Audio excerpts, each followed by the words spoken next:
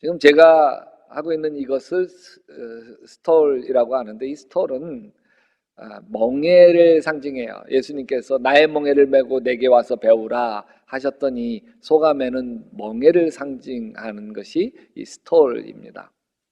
근데 지금 무슨 색이에요? 보라색이죠. 여기 스톨도 그렇고 강대포도 다 보라색입니다.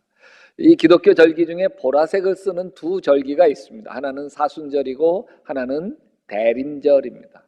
여러분 사순절 아시죠? 40일 동안 예수 그리스도의 고난을 경험해 가는 기간, 이게 사순절 때 보라색을 쓰고, 우리가 보라색 리본을 사순절 때마다 달고 다닙니다. 그리고 대림절에도 이 보라색을 쓰는데, 이 대림절은 기다릴 때자 강림할 림자 해서 대림이에요. 그러니까 예수 그리스도의 강림을 기다린다 해서 대림절 이렇게 이야기합니다. 여기 사순절 끝에 뭐가 있냐면 예수 그리스도의 부활절이 있어요. 그러면 이 대림절 끝에 뭐가 있죠? 예수 그리스도의 탄생이신 성탄절이 있습니다. 대림절의 두 가지가 굉장히 중요한데, 하나는 대림절 초이고 또 하나는 대림환입니다. 이게 두 가지가 굉장히 중요한 상징이에요. 그래서 대림절 기간 4주 동안에 저 초를 하나하나씩 켜가는데 아주 진한 보라색서부터 보라색, 연보라, 하얀색 이렇게 한 주 한 주씩 켜 나갑니다. 여기 첫 번째 주일에는 아주 대림절 첫 번째 주일 진보라색 촛불을 켜는데, 이건 기다림의 촛불이에요. 구원자이신 예수 그리스도를 우리가 기다립니다 라고 하는 것이 진보라색이에요. 여기 보라색은 회개의 촛불입니다. 우리 죄된 마음, 용서하지 못한 마음, 담쌓아놓은 마음, 이런 거 가지고서 예수님을 맞이하기가 부끄럽잖아요. 그러니까 회개하는 거. 하나님, 우리의 허물과 죄를 용서하여 주시옵소서. 아직 끊지 못한 거 있습니다. 끊어버리게 도와주시옵소서. 그래서 이 회개의 촛불이 저 진보라입니다. 그냥 보라이죠. 저 연보라는 사랑과 나눔의 촛불이에요. 그래서 예수 그리스도의 사랑과 나눔을 실천하는 촛불이고, 저 하얀색 촛불은 성탄절 날 키는 촛불인데, 저 촛불은 만남의 촛불이에요. 예수 그리스도를 만나는 촛불, 구원자 예수 그리스도와 만나는 촛불을 저 하얀 촛불이라고 합니다. 이렇게 대림절 초가 예수 그리스도를 기다림과 연관되어져 있는데, 이때 또 하나의 상징이 있는데 대림환이에요. 저걸 대림환이라고 이야기하는데, 대림환은 상록수, 소나무, 전나무, 이런 상록수 잎을 사용합니다. 그래서 영원히 푸른 것을 상징해서, 영원한 생명을 상징해서 상록수 잎을 사용하고, 저게 원으로 돼 있잖아요. 원은 시작도 끝도 없는 거잖아요. 예수 그리스도의 영원성을 상징합니다. 그리고 꼭 저기에 쓰는 것이 솔방울을 써요. 솔방울에는 뭐가 있어요? 씨가 있잖아요. 그 씨앗은 생명을 이야기하는 것이고, 예수 그리스도의 부활의 생명을 이야기하는 것이 대림환입니다. 이 대림절에서 가장 중요한 것은 기다림이죠. 과거 신약 시대에는 예수님의 탄생을 기다렸어요. 지금 현재에는 예수 그리스도의 임재, 성령의 충만한 임재, 예수 그리스도가 내 안에 가득 임하시는 임재를 기다리는 거예요. 이 겨울에 나뭇잎을 다 떨군 나무들은 얼마나 봄을 기다릴까요? 벌거벗은 몸으로 두 팔을 벌려 하늘 향해 서 있는 나무들은 매서운 겨울바람을 견디며 끝내 꽃망울 튀울 봄을 기다립니다. 시 한 편 읽어드릴게요. 기다림이라는 시인데, 기다리는 게 있다는 것은 얼마나 생기로운 비밀인가. 가쁘게 목탁에 살아가는 나날을 이어주는 숨은 지하수, 이게 기다림이 아닌가. 먼 곳에서 아물아물 가물거리며 다가오는 듯한 기별 같은 거, 소식 같은 거, 기다리는 게 있다는 것은 얼마나 아련스러운 위안인가. 사방천지 모두 차단된 것 같은 멍멍한 이 세상에서 엄동설안의 겨울 물처럼 숨쉬고 있는 기다림 같은 게 있다는 것은 얼마나 애절한 사랑이랴. 이렇게 기다림에 대해서 따뜻하게 말해주던 이 조병화 시인의 시는 후반부에 아주 좀 아프게 이야기해요. 보일 듯이, 잡힐 듯이, 들릴 듯이 가까운 어느 곳에 기다림 같은 것이 아롱거리는 건 얼마나 잔인한 그리움이랴. 기다림이 있다는 건 얼마나 고독한 긴 벌인가. 참 고독하고 길고 긴 형벌 같은 것이 또 한편 애타는 기다림이기도 합니다. 2000년 전이었습니다. 누가는 기다리는 한 사람을 소개하는데, 근데 마침 예루살렘에 시몬이라는 사람이 있었는데, 그 사람은 의롭고 경건한 사람이므로 이스라엘이 받을 위로를 기다리고 있었고, 또 성령이 그에게 임하여 계셨다. 젊은 시절 시므온이 자기 백성을 끌어안고 기도합니다. 하나님, 고통당하는 이스라엘 백성들을 위로하여 주시옵소서. 메시아를 속히 보내주시옵소서. 그때 성령의 음성이 들립니다. 네가 눈을 감기 전에 메시아를 보게 될 거다. 얼마나 감격스러워요. 메시아가 온다. 이스라엘 백성을 로마 식민지에서 해방시킬 메시아가 반드시 오신다. 근데 오신다던 메시아가 안 오는 거. 이제나 저제나 기다리는데 안 오는 거. 기다려도 오신다는 메시아는 오지 않는 것. 기다려도 님 오지 않고.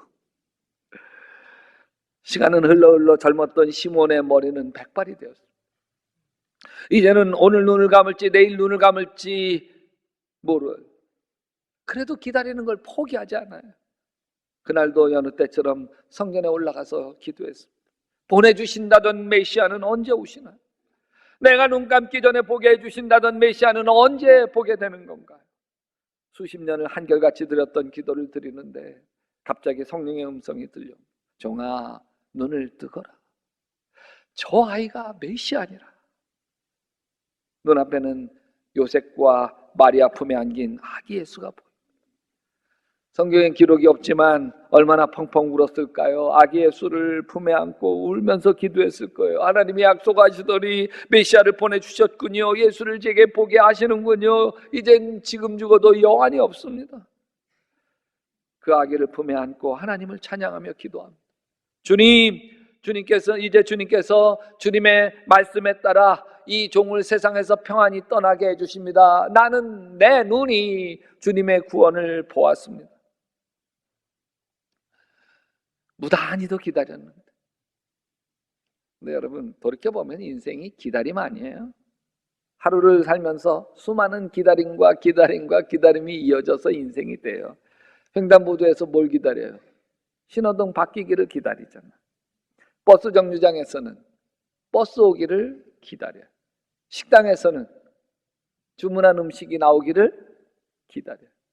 10대 청소년들은 빨리 성인 되기를 기다리고, 이게 저처럼 이제 시집장가 갈 나이를 둔 부모들은 얼른 이것들이 짝을 만나서 가정을 이루어야 될 텐데 기다리고, 그리고 짝을 만나 가정을 이룬 결혼한 커플은 아기를 기다리죠. 군대 말년들은 제대를 기다리고, 농사꾼들은 곡식이 열매 맺기를 기다리죠.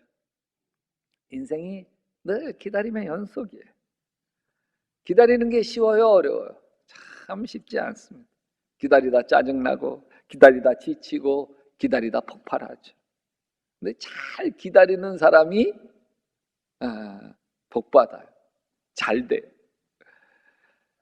여기 마시멜로 이야기라고 하는 책이 있어요. 베스트셀러였던 책인데, 이 마시멜로라고 하는 거는 서양 아이들이 너무너무 좋아하는 말랑말랑한 그 스폰지 케이크 같은 거요.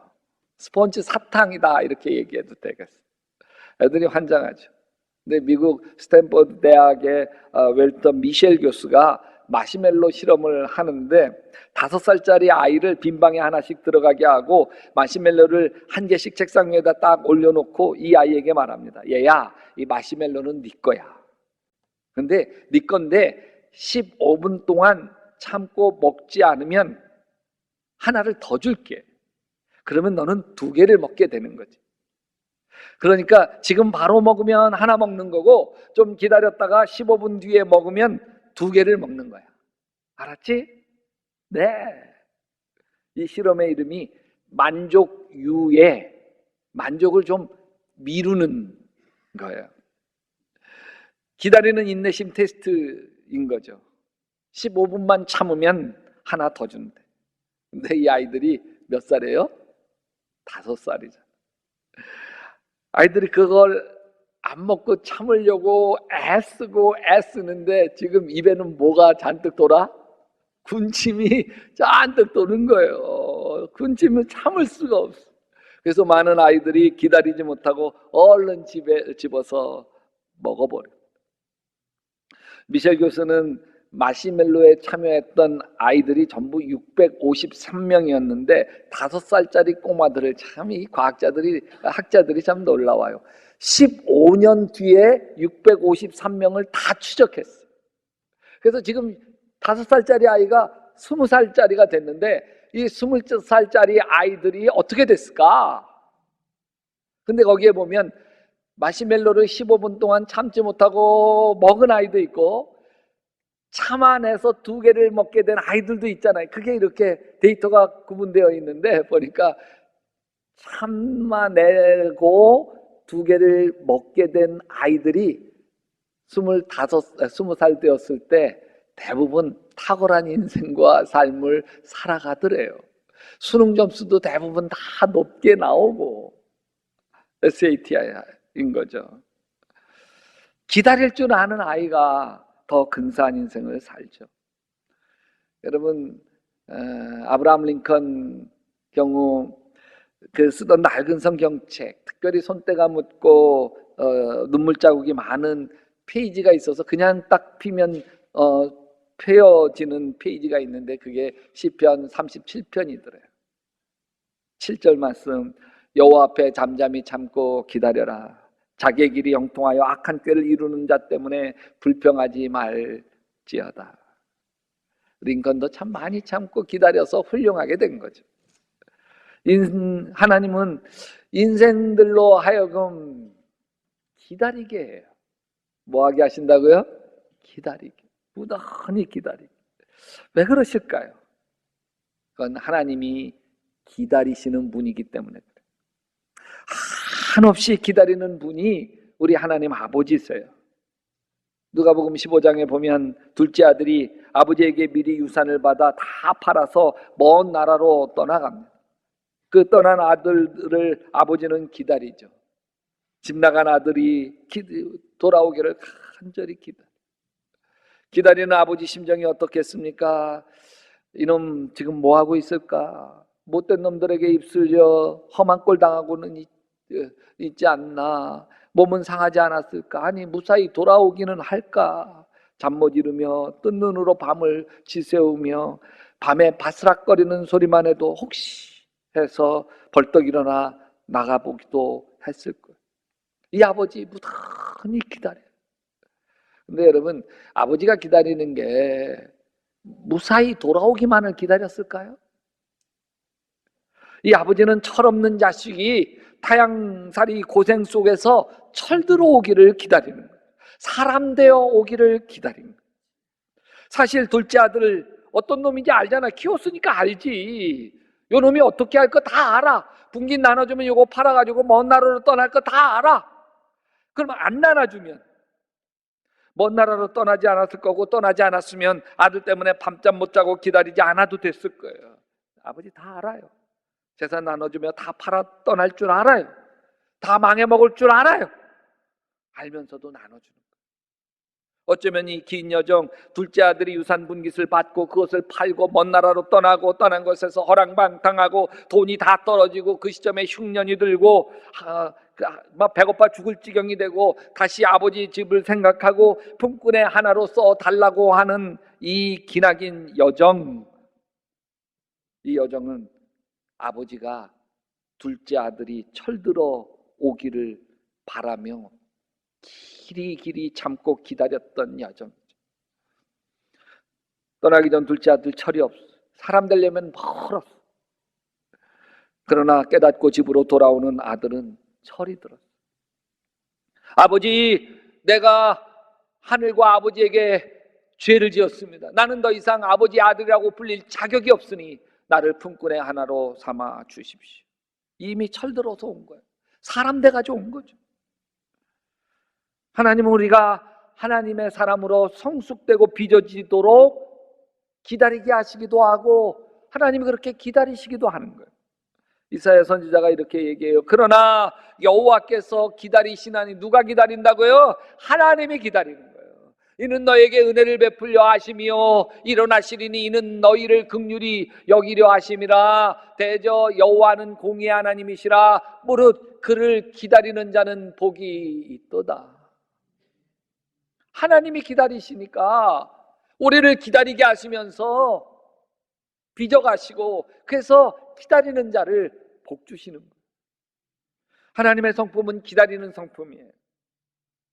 하나님이 몰라서, 능력이 없어서 기다리는 게 아니에요. 나를 더 기다려주는 게 은혜가 되기 때문에 그래요. 가만히 보면 기다리는 것은 하나님을 기대하는 거예요. 기다리는 게 단지 시간만 흘려보낸 거면 기다림이 아니죠. 기다림 속에는 기대감이 있는 거예요. 하나님에 대한 기대감을 가지는 거예요. 하나님은 살아계시고, 아멘, 살아계신 하나님 반드시 나를 축복하실 거야, 아멘, 믿고 기대하는 게 기다림이에요. 또 기도하는 거는 기도하는 거예요. 여러분, 기다리는 건 하나님께서 개입하시도록, 응답하시도록 기도하는 거예요. 기도하며 기다리는 사람에게 하나님은 반드시 응답하십니다. 또 기다린다는 것은 포기하지 않는 거예요. 시편 37편에 여호와 앞에 잠잠히 참아 기다리라, 잠잠히 참아 기다리라고 하는 것은 포기하지 말라는 거예요. 원망하고 불평하고 포기하는 걸 포기하라는 거예요. 인내하며 기다리며 포기하지 않을 때 하나님의 때가 오는 거죠. 네 번째, 하나님은 기다리는 사람을 기다리세요. 약속된 성령의 능력을 오직 기다리는 사람에게만 부어주셨어요. 기다린다는 것은 그리스도인들에게 언제나 축복을 가져왔어요. 왜 그런 줄 아세요? 기다리는 사람 속에는 하나님을 향한 갈망이 있기 때문입니다. 누가복음 15장 아버지 재산 분깃을 다 팔아 먼 나라로 떠났던 둘째 아들처럼 저도 하나님을 떠나 10년을 방황한 적이 있습니다. 그때 저를 하나님이 무단히 기다려 주셨어요. 하나님 앞에 주의 종 되겠다고 서원하며 신학교 들어간 제가 다 때려치고 떠나서 방황할 때 주님이 얼마나 나를 기다리셨겠어요. 하나님 다음으로 저를 가장 많이 기다리셨던 분은 제 어머니시죠. 10년을 떠나 방황할 때 일주일이면 3일 교회 가서 밤새 철야하시며 기도했던 제 어머니, 그 눈물의 기도가 없었다면 지금의 내가 어떻게 있을 수 있겠어? 제 어머니는 저에게 잔소리할 밥 하셨는데, 너 어쩌고 그렇게 딴짓만 하고 다녀? 주의 종이 되겠다고 했던 놈이 지금 이게 뭐야?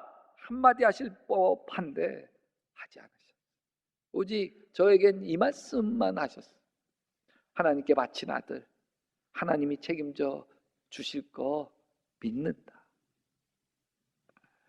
그리고는 하나님 앞에 가서 눈물로 기도하셨어요. 하나님, 제가 잘못했습니다. 제 아들 저렇게 방황하는 건 다 제 잘못입니다. 제가 아들을 위해서 더 기도하지 못했습니다. 제가 믿음 안에서 본이 되지 못했습니다. 다 제 잘못이니 제 아들을 용서하시고 제 아들의 마음을 주님께 돌이키게 도와 주시옵소서. 그 기도가 1년이 돼도 응답이 안 되고 3년이 돼도 응답이 안 되고 5년이 돼도 응답이 안 되고, 응답되기까지는 10년이 필요했지만 그 기도 응답은 확실했습니다. 10년이 지난 어느 날 인천 창녕교회 빈 예배당에 들어갔다가 그 자리가 저의 담에색이 되었습니다. 핍박하던 바울을 찾아가셨던 것처럼 저에게 찾아오셨고 10년 만에 주님께 돌아와 제가 회개하고 신혼으로 주신 아파트를 하나님께 드려서 교회 개척을 서원하고 이렇게 주님께서 저를 만나 주신 6개월 뒤에 교회를 개척했습니다. 어머니가 저를 기다려 주시고 기도해 주신 것의 열매가 지금의 저인 거죠. 저를 기다려 준 건 제 가족만이 아니에요. 저를 목사로 섬겨주었던 교인들도 사실 다 저를 기다려 주셨던 분들이죠. 개척교회 할 때 제가 봐도 너무 서툰 목사였어요.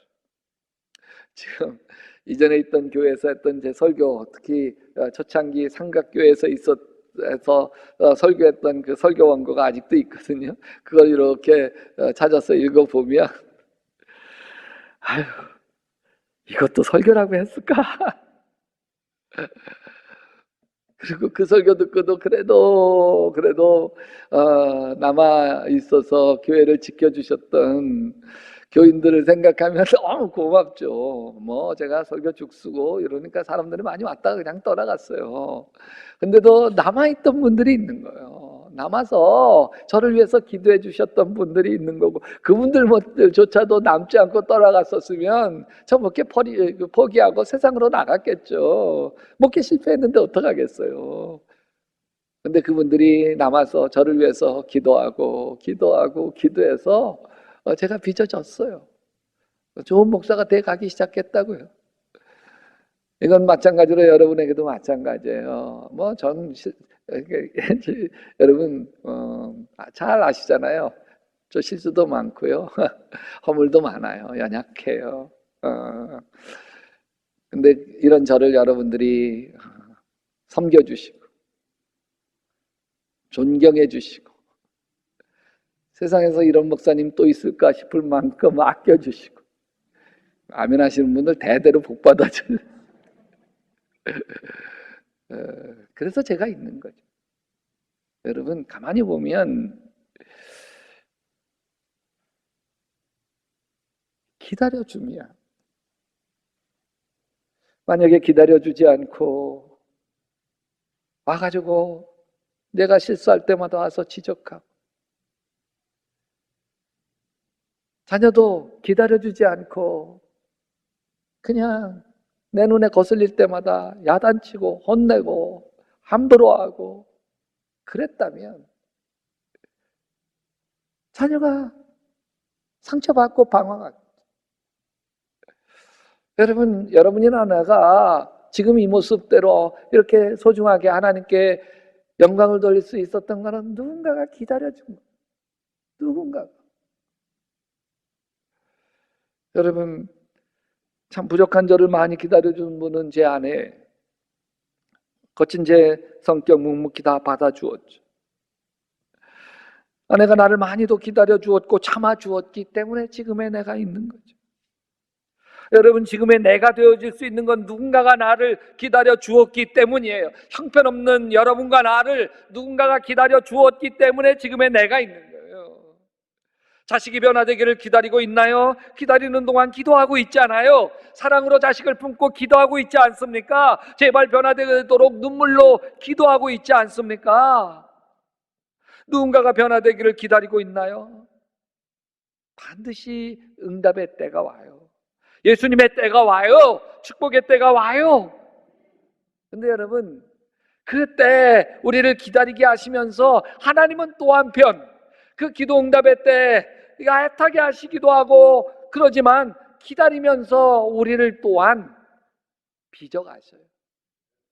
숙성하도록 나를 기도하게 하시고 더 아름답게 변화되도록 하나님이 빚어가시면서 나를 기다려 주시는 거예요.